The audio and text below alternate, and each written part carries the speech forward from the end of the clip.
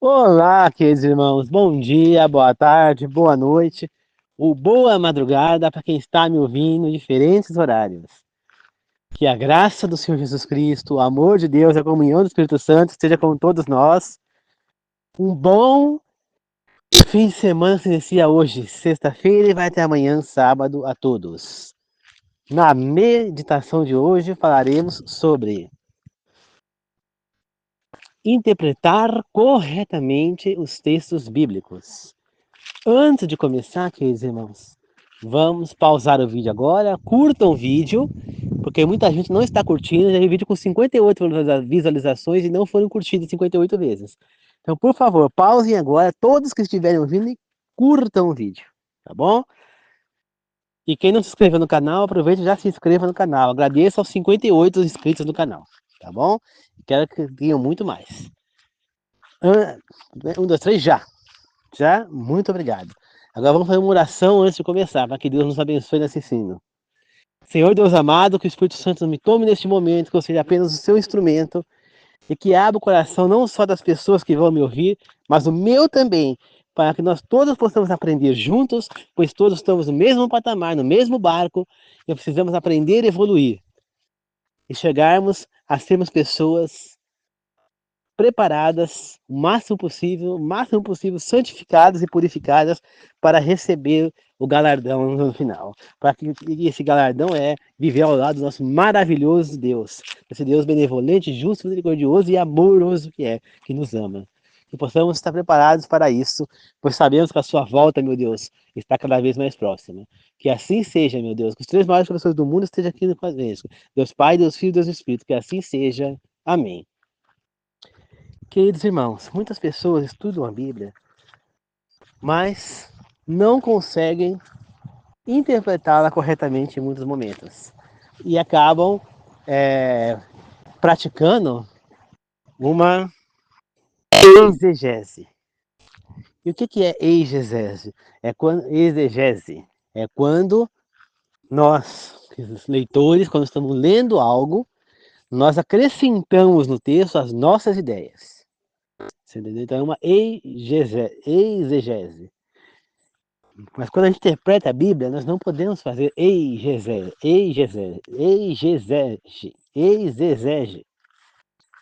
Nós temos que fazer uma exegese, e não uma exegese. É difícil falar essas palavras, né? Então, nós não podemos fazer uma exegese, e sim uma exegese.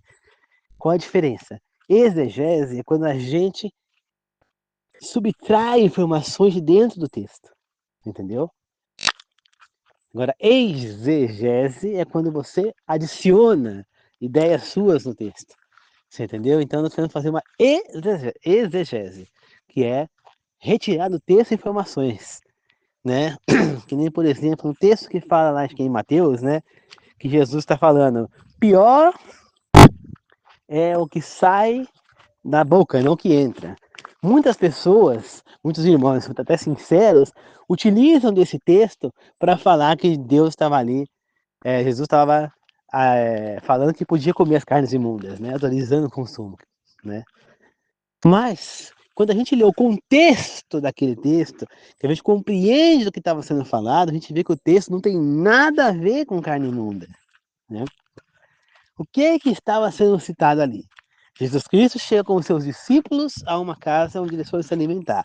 Os discípulos chegaram, não se higienizaram as mãos e foram comer, né? Era uma cultura, uma tradição, que todo mundo que fosse lá comer, antes de comer, tinha que lavar as mãos, se eles não fizeram, entendeu? E aí, então, os caras pegaram lá, os anfitriões, falaram para Jesus, mas os discípulos não lavam para comer? O que é isso? Né? Jesus pegou e falou, não, pior é o que sai da sua boca, não que entra. Mas ele não está se referindo à carne imunda, mas sim o que entra de comer com a mão sem lavar ou não. Tá entendendo? Então ele está falando que pior é o que, é que a pessoa fala e faz do que o que a pessoa está comendo ou não. Entendeu? A maneira como a pessoa está comendo ali. Porque isso é uma tradição judaica, é uma tradição, não vem de Deus isso. Né? Então é isso que Jesus está falando. Mas muitas pessoas não entendem. Por quê?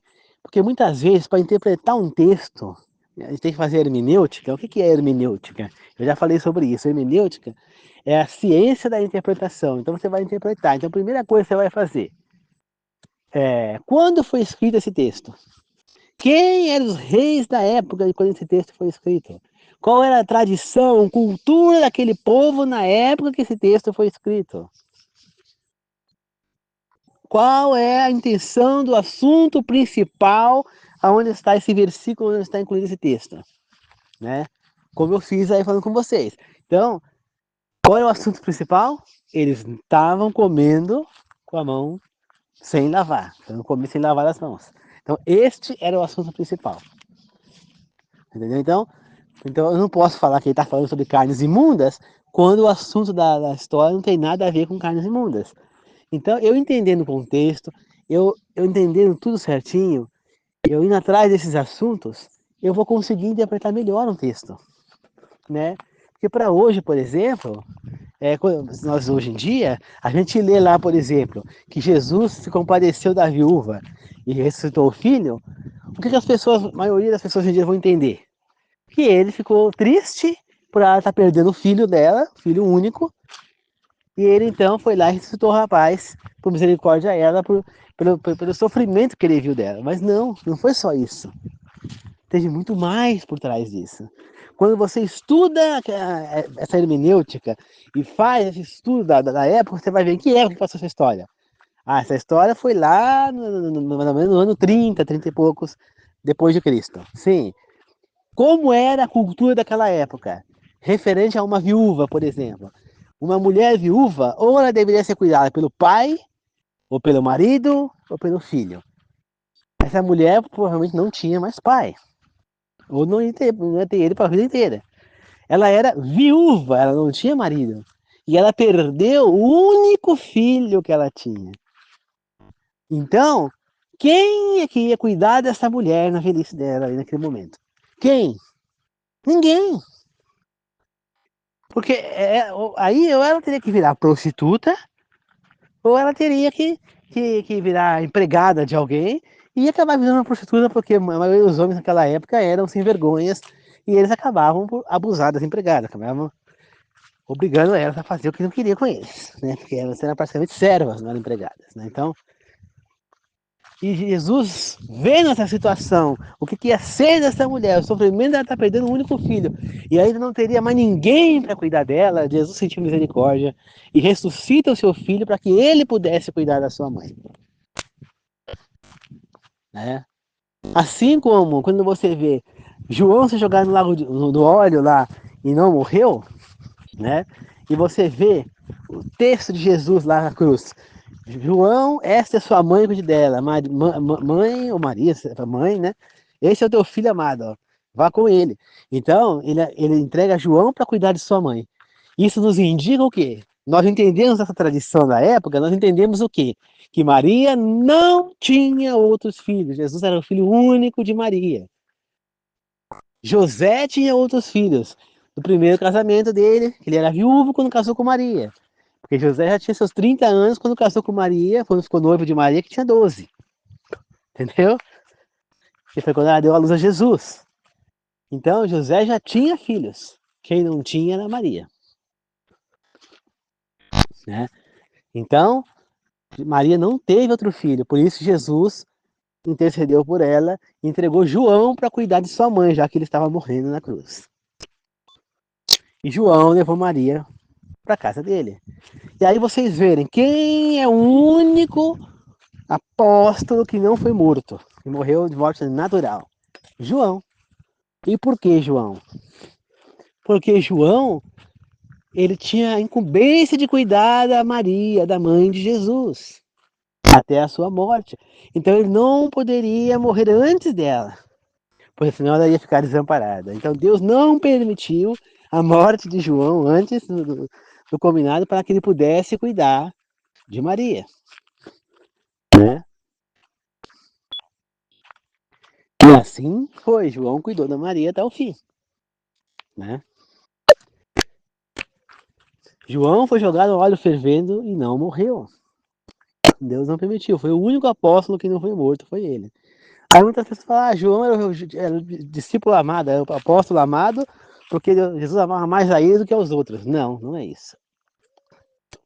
Cada pessoa tem o seu jeito, o seu instinto. E João, por ser um dos mais novos ali do, dos apóstolos, ele, por sua vez, ele era mais apegado a Jesus. Era ele quem sempre estava mais perto de Jesus ao sentar nas mesas. Era ele, além de Pedro, que estava perto. Era ele quem dava mais carinho para Jesus. João tinha a personalidade dele de amor, o jeito dele de amar, era abraçando, dando carinho. Então isso fazia com que Jesus sentisse esse carinho por João. Mas ele amava todos por igualmente. Era o discípulo amado por conta da característica dele. Tem gente que ama, mas não é de ficar beijando, não é de ficar abraçando. A pessoa fala que ama, fala, eu te amo, gosto de ti, tratando com carinho, mas não demonstra o amor com beijo, com afetos, né? Como é o caso de muitos dos apóstolos.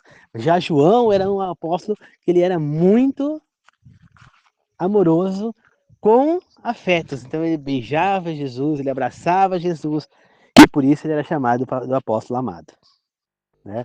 Não que Jesus rejeitava os outros, não que ele era melhor do que os outros, não era isso. Mas ele era o apóstolo amado, né? E foi a ele que foi a incumbência de cuidar de Maria de Nazaré. Portanto, queridos irmãos, estudar a Bíblia e interpretá-la não é simplesmente você ler e colocar para frente o que você entendeu. Mas você tem que procurar compreender o que o autor da Bíblia quis dizer, né? Existem alguns estudiosos que falam, a melhor interpretação de um texto é quando você lê o texto e a mensagem é aquela que o leitor entende. Muito bem, isso pode ser aplicado para muitos textos, mas não para a Bíblia. Porque a Bíblia, ela passa uma mensagem de Deus. Então, se você não compreende essa mensagem, se a Bíblia, por sua vez, ela foi interpretada através da interpretação, ideia do leitor, cada um vai ter uma interpretação diferente da vontade de Deus. Então, acaba que não existe vontade de Deus. Todo mundo está certo, todo mundo faz o que quer e todo mundo está certo. Porque cada um interpretou de um jeito, cada um faz o que quer. Entendeu? Então é isso, queridos irmãos. Então nós precisamos interpretar a Bíblia de acordo com o texto. Na Bíblia nós vamos fazer a hermenêutica, saber como é que era a tradição na época, a cultura, quem era o rei, qual o povo que era o povo que mandava ali, qual que era a cultura, o que eles acreditavam, em que ano foi escrito isso. Tudo isso para que a gente possa compreender o que está por trás daquele texto. E um dos textos, por exemplo, que a gente precisa fazer isso para entender mais profundamente, é justamente a parábola do rico e Lázaro. Quando você compreende que naquela época, naquela cultura, o povo israelita acreditava que quem morria ia para o céu ou ia para o inferno. Eles não acreditavam em ressurreição. Eles acreditavam que a pessoa morria, ia para o céu ou ia para o inferno. Então, Jesus conta a parábola de acordo com a crença que eles tinham. Porque se Jesus contasse a parábola de uma maneira certa, que a pessoa só iria para o céu ou ia para o lago de fogo e enxofre, depois da ressurreição, eles não iriam acreditar em Jesus, porque eles não acreditavam na ressurreição. Por isso, Jesus contou do ponto de vista do que eles acreditavam. Mas Jesus não está dizendo que quem morre vai para o inferno e quem morre perdido vai para o inferno, quem servir a ele vai para o céu. Não. Que a alma vai para lá.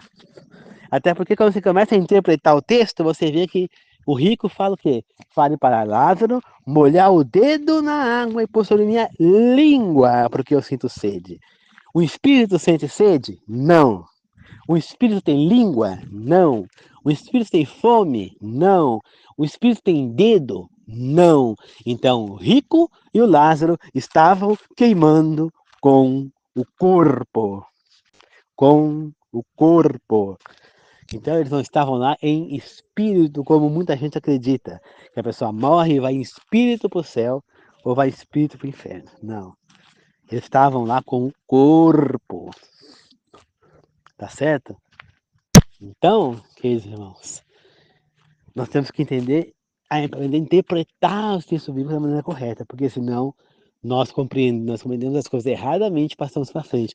Por isso nós temos essa quantidade de doutrinas diferentes, essa Babilônia, essa confusão de religiões que vai cair quando Jesus disser está feito lá no céu, o Espírito Santo aqui vai se retirar e falar está feito, e os anjos gritarão, caiu, caiu a grande Babilônia, como está em Apocalipse. Por quê?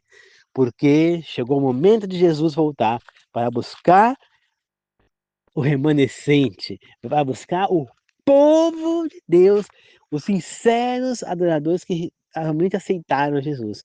De todas as igrejas, de todas as doutrinas, terá pessoas salvas. Porém, vai chegar o momento em que todos nós teremos que tomar a decisão de usar a marca da besta ou a de Deus. Só que tem um grande detalhe. Muita gente não vai compreender qual que é a marca da besta, qual que é a marca de Deus. Por quê? Porque não estuda a Bíblia, não interpreta corretamente o livro de Apocalipse. Porque se interpretar corretamente, vai perceber que a marca da besta é a guarda do domingo. E que a marca de Deus, o selo do Senhor, vai ser a guarda do sábado. Então, no momento certo, quando o decreto dominical aparecer, quando a segunda besta surgir e devolver o poder à primeira, virá a nossa decisão. Ou a gente vai guardar o domingo e receber a marca da besta, ou vamos guardar o sábado e receber a marca de Deus. Nesse momento, a decisão final vai ter que ser tomada. Depois, não adianta você falar, eu fiz tudo certo, mas você não usou a marca de Deus. Ah, mas muita gente guardou o domingo e está salvo, porque naquele momento, ainda o domingo, como hoje, o domingo ainda não é a marca da besta. Ele vai se tornar a marca da besta quando a segunda besta surgir. Devolver o poder à primeira. Tá certo? Então, nós temos que estar cientes disso e seguir a verdade de Deus para que a gente possa compreender que a marca da besta vai aparecer. Se você pegar a marca errada, você vai pro lago de fogo e enxofre. Mesmo que você tenha feito tudo certo na sua vida, mas na última hora você derrapou. Qual é a sua decisão? Nós precisamos interpretar a Bíblia corretamente. Não é o que eu penso que vale. Não é o que o pastor Silas Malafaia pensa que vale. Não é o que o missionário R. Soares pensa que vale. Não é o que o bispo de Macedo pensa que vale. Não é o que o apóstolo Valdemiro Santiago pensa que vale. Não é o que o apóstolo Estevão Hernandes e a bispa Sônia Hernandes pensam que vale. Tá? Não é o que o líder que morreu agora há pouco lá que era da Igreja Bode, né, pensava que vale. Não é o que Ellen White, líder que foi cofundador da Igreja Adventista, pensava que vale. Não. O que vale é o que está escrito na Bíblia, a mensagem verdadeira de Deus. Não é o que eu interpretei que outras pessoas interpretaram, mas é a verdadeira mensagem contida nesses textos. Porque a inspiração de Deus não é os textos da Bíblia, não é os apóstolos. A inspiração da Bíblia que foi escrita pelo Espírito Santo foi a mensagem que está sendo transmitida através dessas palavras bíblicas. Uma mensagem de esperança, de amor, de misericórdia, de justiça, de felicidade. Uma mensagem que está trazendo o que todos nós almejamos. Não morrer, ter uma vida eterna e que as doenças e o mal nunca mais vão existir. Essa é a mensagem por trás da Bíblia completa. É o que a Bíblia sempre pregou. E ela nos dá os exemplos de como devemos fazer para não perder essa oportunidade, como fazer para alcançar essa dádiva. Né? Ela nos dá os exemplos de o que não devemos fazer através do povo de Israel e o que devemos fazer. Nos dá o exemplo maior através da vida terrestre de Jesus Cristo, né? Os 33 anos que ele viveu, o que devemos fazer para servir. Então, os exemplos estão ali. A alimentação que devemos comer. Toda a mensagem da Bíblia está ali, nos indicando tudo. Cabe a nós interpretarmos corretamente, fazer a hermenêutica, fazer a exegese,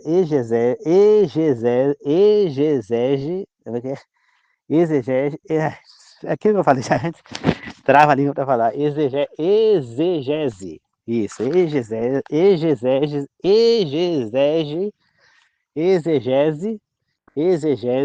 exegese, e arrancar da Bíblia as ideias escondidas por trás, né, da Escritura, né? As ideias é, é, ocultas na Bíblia, para que nós possamos, então, aprender a verdade e servir a Deus. Tá bom? Então é isso, queridos irmãos. Vamos interpretar corretamente e jamais praticar exegese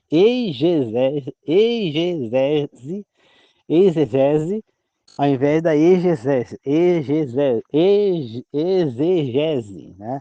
Não pratica exegese e sim a exegese, né?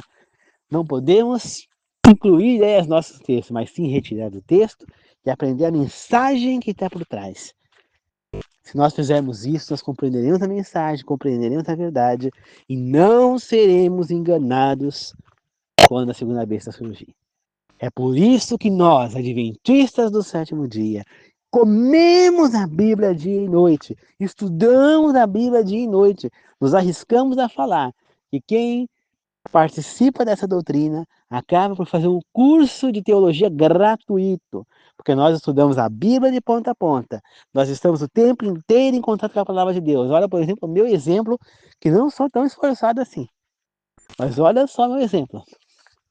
Eu levanto de manhã, já tenho o devocional diário para fazer, já tenho o estudo bíblico para fazer, estudo bíblico não, o ano bíblico, já tenho estudo da escola sabatina, tá certo? Manda a enquete no grupo da igreja. Depois disso, eu ainda, à tarde, começo a assistir o programa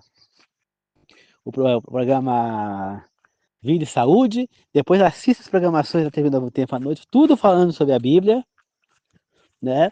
Gravo este áudio falando sobre a Bíblia, estou sempre em contato com a palavra, você entendeu? Tentando sempre aprender, né? E nesses estudos eu acompanho, pego a Bíblia, presto atenção e tento evoluir dia após dia nos meus estudos e meu ensinamento. Então, eu agora estou fazendo uma pós-graduação em teologia, mas é uma pós-graduação para que eu tenha um diploma de teologia, posso trabalhar como professor de ensino religioso, já que sou professor, como posso também estudar, ensinar as crianças na igreja, né? Para mim ser um pastor eu precisaria fazer a teologia realmente, mas isso aí é uma coisa que para mim é bem distante e eu nunca pensei assim ser pastor, mas sim ensinar a palavra. Então, queridos irmãos, mas o curso de teologia eu já tenho na igreja. É o tempo inteiro de contato com a palavra, estudando a palavra, dentro da palavra. Tudo que nós ensinamos, a gente vai mostrando dentro do texto, vai explicando a interpretação que é feita dentro do texto. Em nenhum momento a gente inclui ideias nossas. Quem assiste a Novo Tempo, que não é adventista, percebe que nunca nas programações é falado sobre o que acredita ou não a igreja adventista.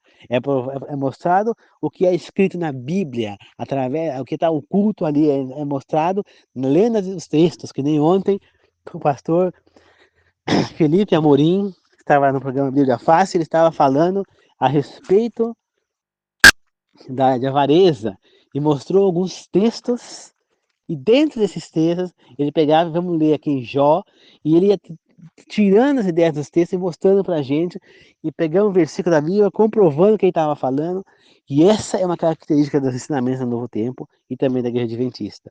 Nós vamos tirando da Bíblia, provando tudo o que nós estamos falando, que nós não estamos falando ideias nossas, mas estamos falando o que está contido na Bíblia.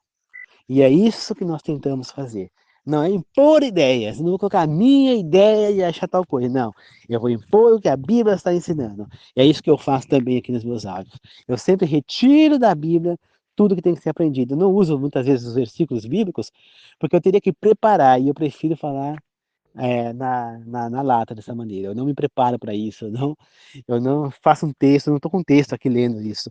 Eu não estou nada disso, eu estou falando através da minha mente, através da inspiração divina. Então, eu não vou lembrar texto, às vezes eu falo alguma coisa em Mateus, tal, mas o texto em si eu não vou lembrar.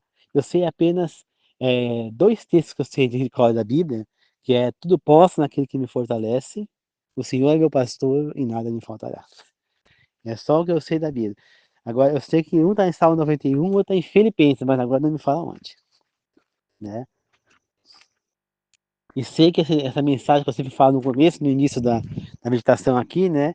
que o amor de Jesus Cristo, a gozo de Deus, o Espírito Santo seja com todos nós, que eu falo no início, é porque isso aí também está em 1 Coríntios, se não me engano. Não vou lembrar agora aonde, mas eu sei que está lá. Então são as coisas que eu sei da Bíblia, entendeu? Mas, queridos irmãos, nós precisamos aprender mais a Bíblia, saber como interpretar a Bíblia, porque senão nós vamos interpretar errado. Se a gente for por nossas ideias, a gente vai deixar de lado a verdadeira ideia. Vamos aprender errado e vamos criar uma falsa doutrina, que é exatamente o que vem acontecendo. As pessoas estão fazendo exegese da Bíblia e criando essas falsas doutrinas. Ao invés de fazer a exegese e ir atrás da verdadeira doutrina, a verdadeiro ensinamento de Deus. Tá certo? É por isso que nós temos esse monte de doutrinas de religiões. Porque cada um interpreta do seu jeito e passa para frente do seu jeito.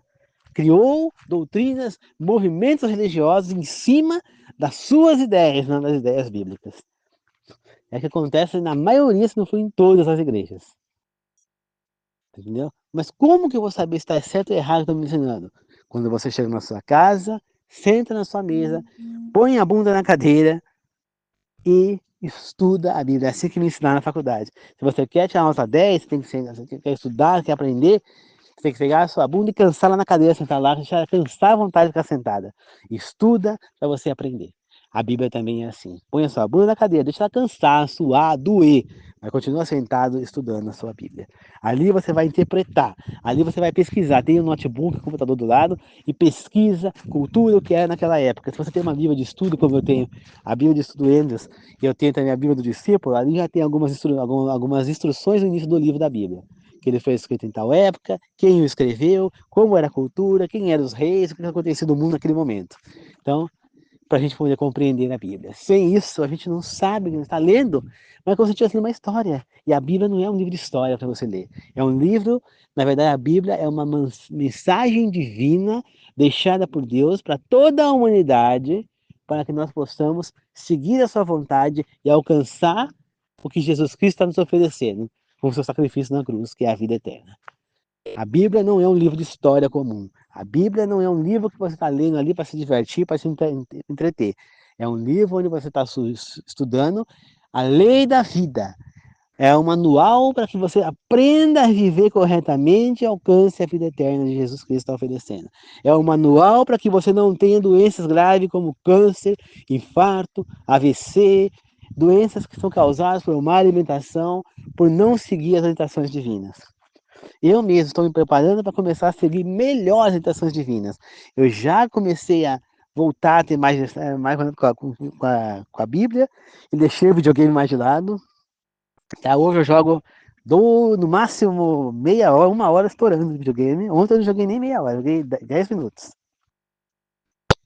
Já comprei o meu triciclo e pretendo utilizar para andar aqui na estrada, aqui na minha estradinha. Eu tenho uma estrada aqui na frente da minha casa, particular minha, né? E eu vou andar de triciclo nela para lá e para cá, fazer exercício todos os dias, tomar banho de sol. Eu pretendo seguir mais a orientação de Deus, porque para mim não é me suficiente que eu siga a Bíblia, que eu consiga guardar o sábado, que eu não coma carne imunda, que eu seja abstêmio. Não, não. Para mim, o mais importante é seguir a vontade de Deus por completo. Eu não adianta eu adorar a Deus, mas não glorificá-lo com o meu corpo. Então, eu estou acima do peso. Eu não como besteirados assim, mas eu preciso me reeducar fisicamente, exercício, tomar sol. Eu preciso chegar a estar com Deus por completo. Eu preciso dar o exemplo, né? Que nem, por exemplo, uma pessoa que gosta de rock, profundamente de rock, ela vai fazer o quê? Ela vai começar a se parecer com os roqueiros. Então ela vai fazer o quê? Ela vai começar a usar aquelas pulseiras que os roqueiros usam lá com os espinhos, correntes, vai ter tatuagens de caveira, de um monte de coisa, roupas de caveira. Ela vai começar a se parecer com aquele ídolo dela. Mesma coisa acontece com quem segue a Deus e quem segue Satanás. Quanto mais você seguir a Satanás, mais você vai ficar parecido com ele. Então você vai ser arrogante, preconceituoso, mais vai ser uma pessoa grossa, ignorante, mais vai tratar os outros com rigidez, mais vai ser egoísta, mais você vai ficar parecido com o inimigo. Quanto mais você andar com as pessoas que são de Deus, mais você vai se parecer com ele. E é exatamente o que eu tento fazer. Eu não quero me parecer com ninguém. Você vê, por exemplo, quando o Ronaldo Fenômeno, na Copa do Mundo 2002, ele lançou lá, ele foi para a Copa do Mundo com o penteado a lá Cascão, só com aquela franja na frente, muita gente cortou seu cabelo igual dele. Por quê?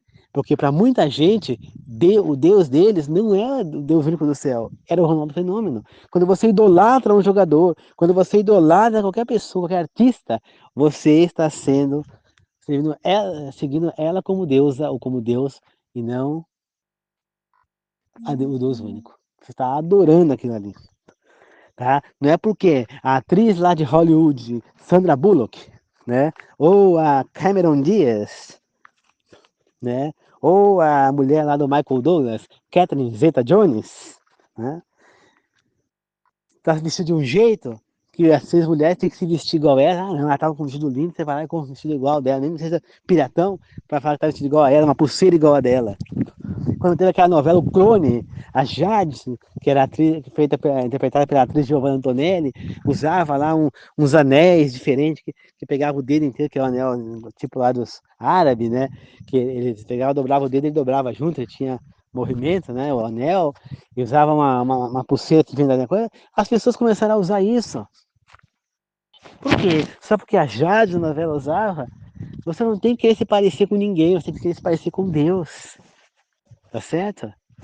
Não é isso que Deus quer da gente. Não adianta só você ir na igreja e fazer as coisas certas se você rejeita se parecer com Deus, se você rejeita seguir o que Ele está orientando você a fazer. Tá certo?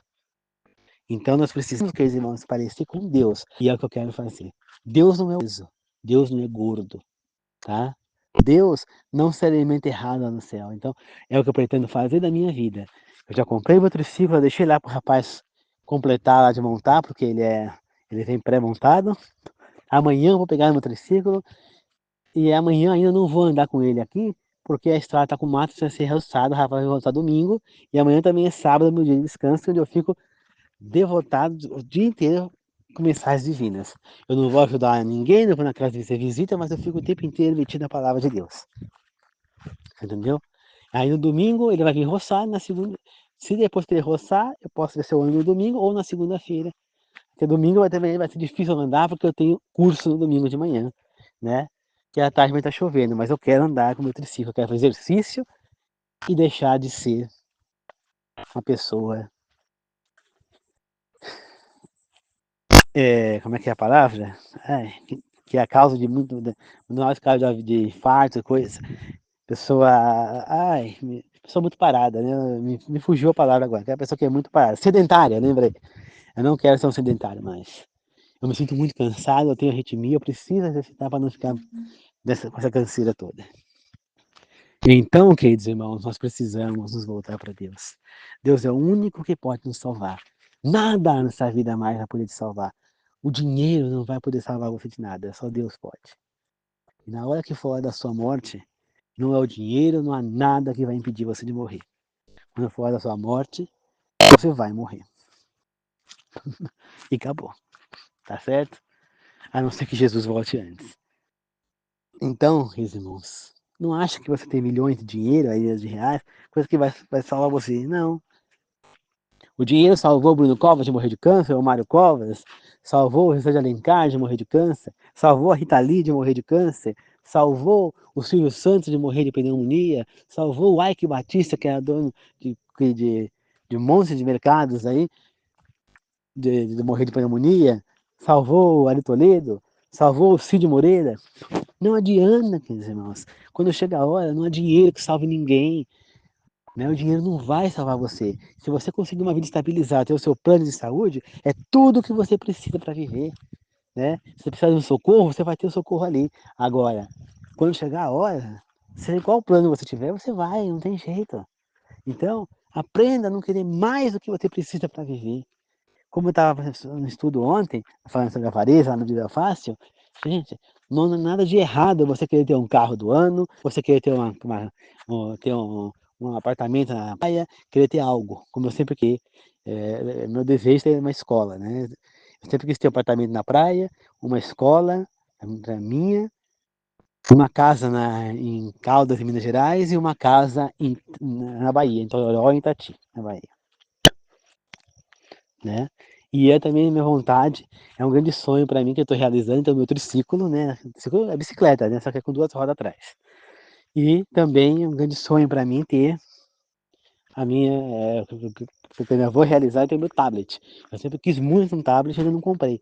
Mas quando eu voltar a trabalhar, a próxima coisa que eu vou comprar é um tablet.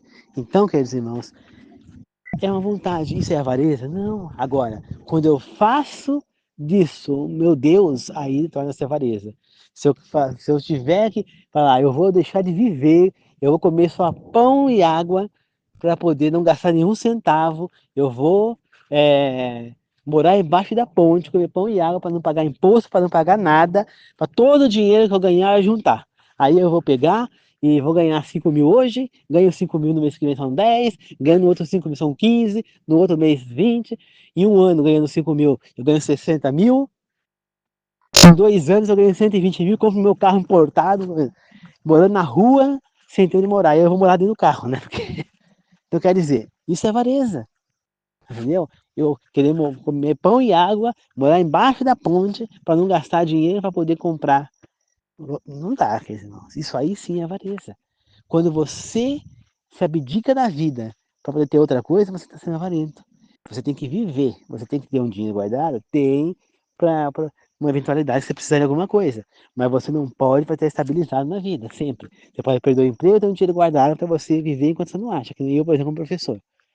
Se eu vivo como professor, nessa situação onde eu não consigo é, um emprego estabilizado, eu trabalho até o fim do ano, depois eu paro, só que eu volto no ano seguinte, aí tem que esperar de não conseguir outro trabalho, eu tenho que fazer o quê? Eu tenho que trabalhar, guardar um dinheiro, para nesse momento, enquanto eu não estiver trabalhando, que eu possa pegar esse dinheiro e estar vivendo até que eu consiga novamente trabalhar. Então é importante que eu tenha esse dinheiro. E mesmo que eu tenha um trabalho fixo e eu esteja ganhando dinheiro, eu tenho que ter o dinheiro guardado, porque eu vou ser mandado embora. Em um momento eu posso ser mandado embora. Se eu for mandado embora em algum momento, eu vou receber 3 meses de. 3 meses eu vou receber seguro-desemprego. Mas se eu nesses 3 meses eu não arranjar trabalho, o que eu faço depois disso? Eu vou usar e viver do dinheiro que eu tenho guardado até que eu consiga um outro emprego e não vou passar fome nem necessidade. Por isso eu tenho que ter uma economia guardada. Mas isso não quer dizer que eu tenho que abdicar de viver, que eu não posso curtir a vida, fazer um piquenique num parque, visitar museus, viver a vida, fazer viagens por conta de eu ter que guardar esse dinheiro. Não é essa a intenção. Você entendeu? Eu tenho que entender o que eu posso e o que eu não posso fazer, organizar. Então, a avareza é quando você passa e o limite. E quando você gasta demais, por outro lado, você acaba entrando na soberba, né?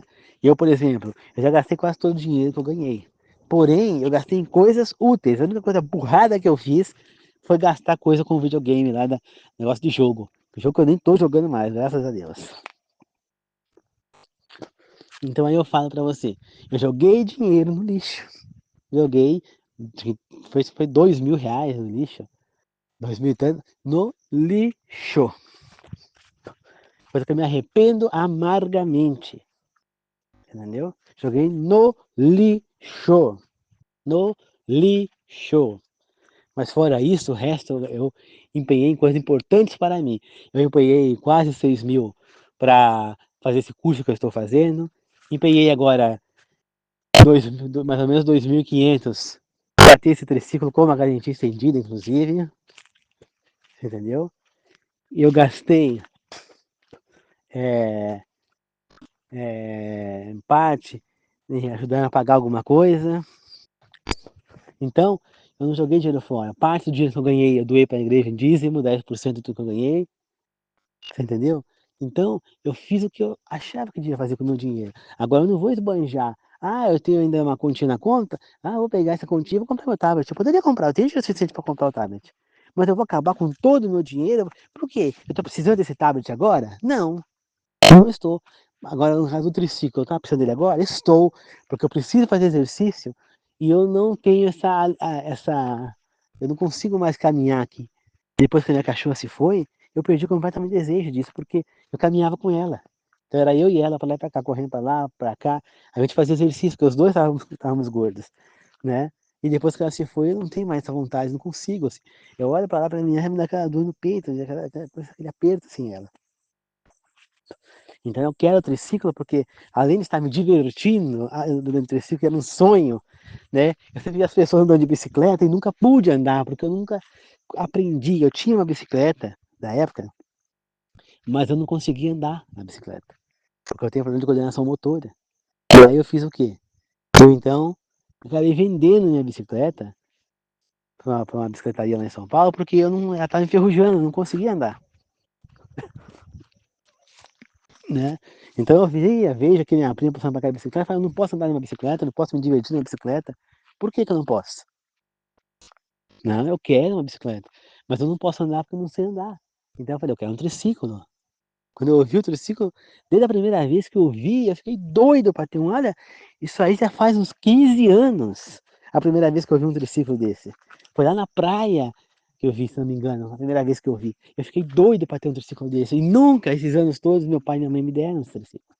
E agora que eu trabalhei, eu conquistei o meu dinheiro, eu fui lá e realizei essa vontade que eu tenho há mais de 10 anos. Eu vou ter o meu triciclo. Finalmente eu vou ter o triciclo. Agora é uma coisa que eu sempre quis, ter o triciclo. E hoje eu vou ter. Né? Hoje não. Amanhã você vai estar comigo. Provavelmente na segunda-feira eu já vou poder andar com ele. Então, é a grande vontade que eu tinha, eu realizei de ter um triciclo. Tá certo? E é assim, queridos irmãos. E eu vou poder andar, vou poder me divertir com ele, e vou poder fazer exercício, queimar caloria. E tudo isso aí embaixo do sol, pegando sol para poder pegar a vitamina D, que é das 11 e tal. Então é mais ou menos na hora que eu vou andar. Se eu já faço tudo ao mesmo tempo, fico uma meia hora, 40 minutos andando de triciclo, já vai fazer com que eu pegue o sol que eu preciso. De preferência eu vou andar sem camisa, porque assim eu já pego o sol. E tudo isso, respirando esse ar puro, olha só, 3 remédios natural, uma coisa só, e ainda mais 4 contando, porque eu ainda tenho a alegria, o risco que eu vou estar feliz já quando o triciclo vai para cá. Então, com a alegria, 4 coisas ali que já vai me fazer muito bem para minha saúde. Eu pretendo melhorar minha condição física para poder, ó, não ficar com essa canseira que eu já tô. Ó. Só eu ter até a porteira e voltar, eu tô cansado. Isso não pode acontecer. Eu sou uma pessoa de 36 anos. Se eu tô assim agora, quando já 60, eu tô morto. Entendeu? Ele fala, tem que ir no cardiologista porque eu tenho arritmia. Não adianta ir no cardiologista se eu não estou fazendo o que eu tenho que fazer. Então, primeiro eu vou fazer meus exercícios, vou começar a mudar a minha prática de vida, para depois eu ir para o cardiologista. Entendeu? Eu já tentei marcar um cardiologista, mas aqui no meu convênio não está tendo. Não sei por quê.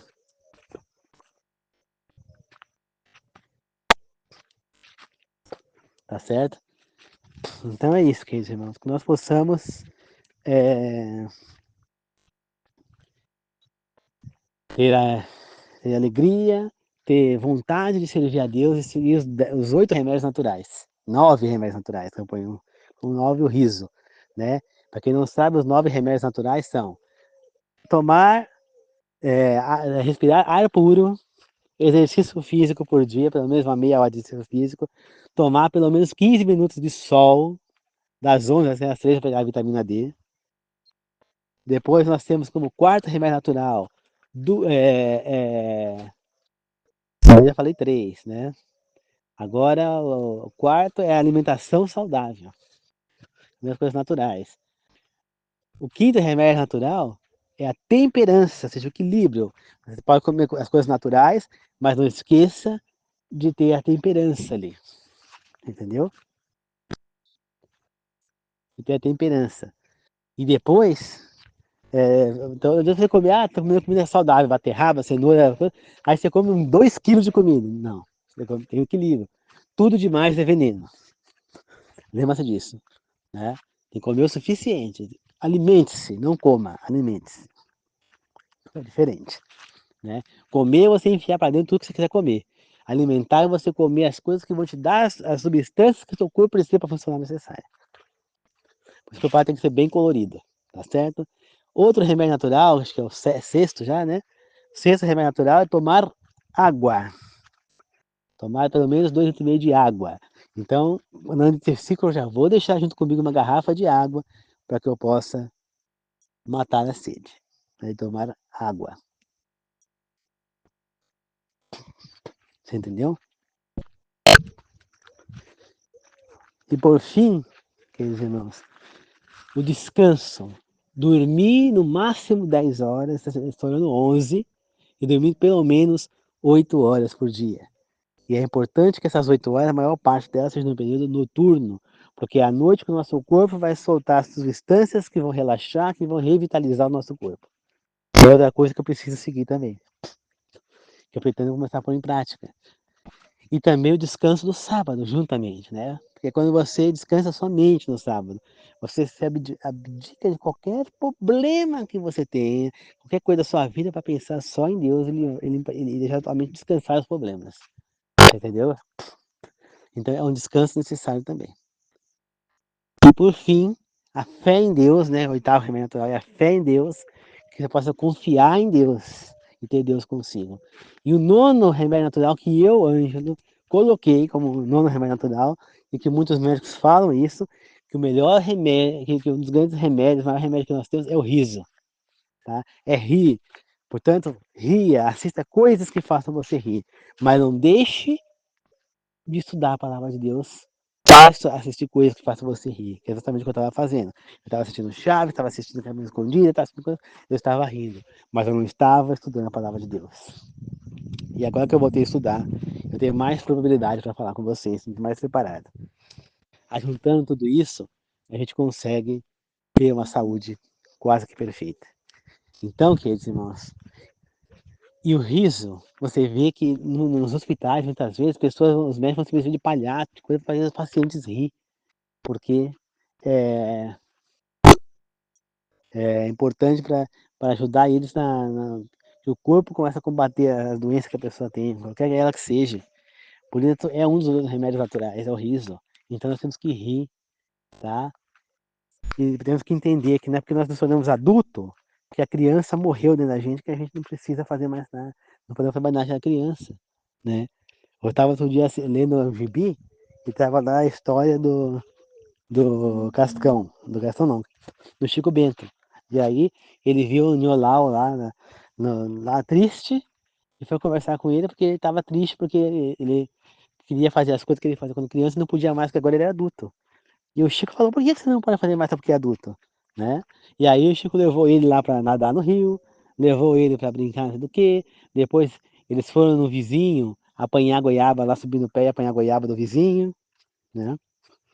Que, que, que o Iolau tinha o pé de goiaba, só o pé de goiaba não, mas mais legal é ser no vizinho, então eles foram no vizinho pegar a goiaba do vizinho. Enfim, queridos irmãos, ele fez tudo que ele fazia quando criança.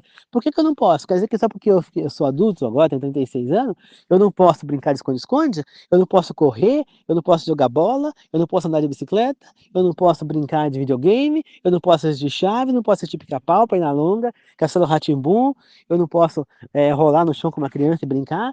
Não posso brincar de jogo da velha, de quebra-cabeça? Não posso me divertir com ninguém? Não posso mais nada? Tenho que viver uma vida séria? Não. Nós só crescemos, queridos irmãos. É muito triste quando o ser humano cresce e vira adulto e esquece que um dia ele foi criança, esquece tudo que ele fazia. Não. Como diz Raul Gil na sua música, ser criança é ser feliz. Ele fala na música, eu quero voltar a ser criança para ser feliz outra vez. Eu quero voltar a ser criança e brincar assim com vocês. Que bom se a gente pudesse ser criança a vida inteira. Tudo seria mais fácil, uma simples brincadeira. Às vezes me põe a pensar, por que devemos crescer? Se tudo na vida é mais fácil, uma criança entender. Tá certo, queridos irmãos? Então não deixe a criança morrer entre vocês. Se vocês deixaram, resgate o que ela está aí dentro. Resgate a criança entre vocês. Deixe ela florar para fora. E viva. Porque ser criança é ser feliz. E a felicidade está dentro do riso, que é um dos remédios naturais. Como disse Jesus Cristo, quando os discípulos tentaram impedir que as crianças que foram levadas até ele lá chegassem perto dele, ele disse: deixa que venham, porque das crianças é o reino de Deus. O que Jesus Cristo quis dizer como isso? É uma frase que a gente tem que interpretar, usar a hermenêutica, que eu estava falando antes. Então, o que ele quis dizer com isso? Que quando ele fala que das crianças é o reino do céu, quer dizer que os adultos não entram no reino do céu? Não. Ele está dizendo o quê? Que a alegria da criança que a felicidade, que o riso, que a ingenuidade da criança, a simplicidade, a bondade da criança é que está dentro do reino do céu. Que o céu é isso, né? Pessoa que se gaba, eu sou muito sagaz, né? Eu tenho muita malícia, malicio as coisas, não sei o quê, e se gaba disso. Isso não é de Deus, isso não vem de Deus. O reino do céu não tem isso. O reino do céu é o reino da pessoa que é ingênua, é da pessoa que é boa, é da criança que é ingênua, que é pura. Uma pessoa que é muito argilosa, que, que acaba maliciando as coisas, ela não tem, a pureza dela praticamente já foi embora. Ela já é muito poluída, ela já deixou a ingenuidade para trás. E isso faz o quê? Ela tá deixando a criança morrer dentro dela, tá deixando esse lado ruim que vem do inimigo agir dentro dela. Entendeu? E muita gente reclama, fala, você é muito ingênuo, não sei o quê. Eu prefiro ser ingênuo do que ser uma pessoa do demônio. Eu prefiro ser ingênuo para estar com a criança dentro de mim, eu já tenho que amadurecer, não. Eu já amadureci, mas eu não deixei e nem nunca vou deixar a criança morrer dentro de mim. Eu não me importo de que falam não de mim. Eu vou assistir as novelas infantis do SBT. Eu assisti todas. Eu só não assisti a Poliana Moça, porque eu já achei um exagero. E acabei não assistindo Romeu e Julieta. Mas se passar de novo em momento, talvez eu até assista Romeu e Julieta. Agora, Poliana a Moça eu não faço muita questão, porque eu já achei uma novela mais adulta. E eu gosto mais da coisa mais infantil. Então eu assisti Diário de Daniela antigamente, Chiquititas 1 e 2 e 3, que teve na época antiga. Depois teve uma versão das Chiquititas, acho que mexicana, se não me engano, eu também assisti. Depois teve o Carrossel, eu assisti. Chiquititas de novo, a nova versão eu assisti. Aí depois teve Carinha de Anjo, eu assisti. Cúmplice de um Resgate, eu assisti. Tá certo? As Aventuras de Poliana, eu assisti.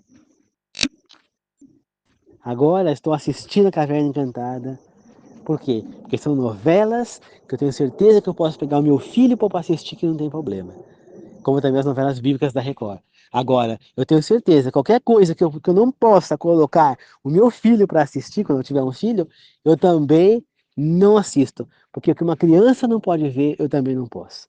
Porque se a criança não pode ver, Deus também não permite que ninguém veja. É porque é algo que está fora do que Deus quer que a gente veja. Então, eu não vejo.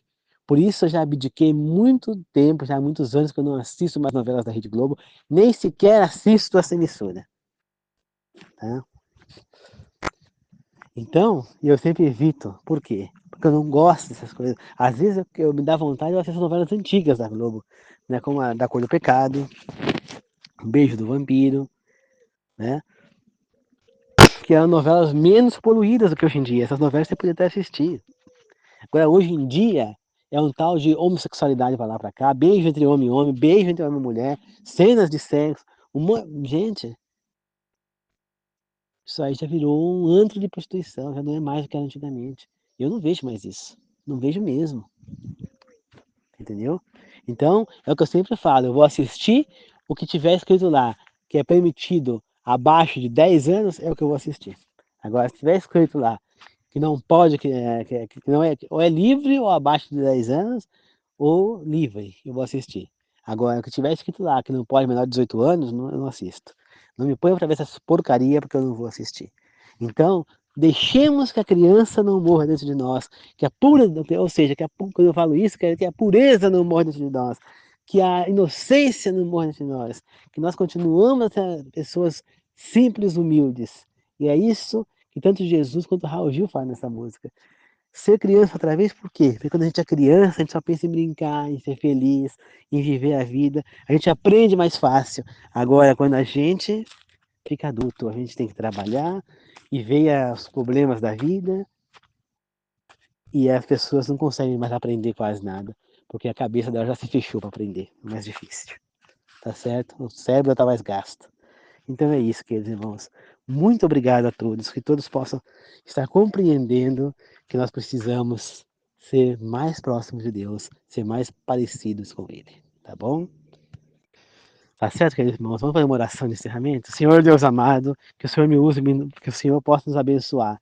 Que possamos cada vez mais estar parecidos com as crianças, mais humildes, mais puros e mais ingênuos, e não com essa malícia, essa sujeira desse mundo. Que possamos cada vez mais, eu e as pessoas que estão me ouvindo e que estão inscritas no meu canal, mas não estão me ouvindo, que possamos nos abrir e ficar cada vez mais parecido com crianças, porque elas pertencem ao seu reino, o reino dos céus. Que nós possamos estar juntos e estar sempre sendo abençoados por Ti, meu Deus. Que possamos interpretar a Bíblia corretamente. Sempre abra a nossa mente para que a gente possa interpretar a Bíblia corretamente. Que possamos servir a Deus e não mais, e não mais, é,